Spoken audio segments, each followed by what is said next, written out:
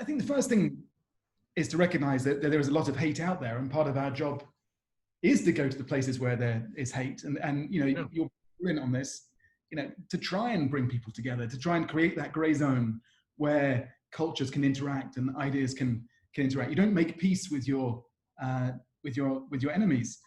You know, the one amazing Northern Ireland moment I had was when I asked this one lady at a conference why she was there, and she said, "Well, my father was killed in a terrorist attack, and I wanted to share my story." And I said, "That's, you know, speechless. That's courageous."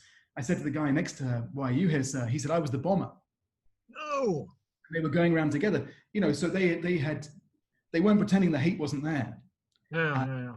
Trying to take it and turn it into something else. And at the end of the day, you know, that I know you feel this too. That's why we're in this job. It goes beyond just the national interests. It's about trying to help people to coexist.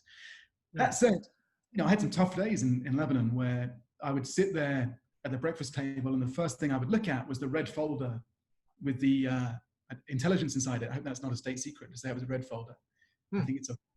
Oh, you've given it all away. Right, that's it. I'm going to have to kill you now, I'm afraid. And everyone listening. So if you'd all hand in your addresses. But anyway, you know, you open the folder, and the first report would often be the list of the characters who wanted to kill you that day. You know, and Nice. when you're a diplomat in Lebanon, you're conscious of the sacrifices that many people have made, including, you know, and are making day in, day out, to protect you from all of that. You know, incidentally, the smartphone that I was using to connect with people was also the device that the terrorists were using to track my movements. So it was more than a metaphor for that balance between connection and danger. Yeah. And of course, you then go online and you then swim into a whole different wall of hate. And I think you have to have a thick skin. You said it earlier, you have to have a certain amount of resilience. And if you're online, you have to have more of that. Sadly, you know, if you're a woman online, you have to be even more resilient, you know, because you'll get even more of this sort of really unpleasant hate. I used to get a lot of brutal stuff from Assad trolls online. Yeah. Most of which I now realize were, you know, sitting in some Russian warehouse somewhere. And that could get quite nasty. And, you know, once my mum called up and said, "Why does everyone hate you?" And I say, "Don't worry, people are robots." I think she was trolling you. That was nothing to do with social media. Hi,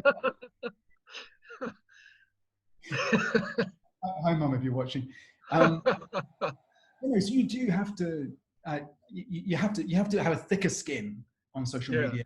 You can't take it personally. Yeah, either that or a very good algorithm to weed out all those messages of hate, I think. Yeah. I go with the algorithm. That's what the block button and the mute buttons are for. You know, I tend to treat the trolls like I would if you know, in a real meeting. If someone shouts at you the first time, you try to listen, you try to address their issues. Maybe the second time you'd say, "You know, sir, can we have a kind of more polite conversation?" You know, but if the third time they're still calling you, you know, I get called a new insult every day on Twitter. I can't keep up with, I won't repeat some of the ones I get each day, especially if you tweet about the Middle East. Yeah. The third or fourth time, it's just like, you know, block, mute, that's fine. You know, in real life, you'd have them kicked out of the conversation.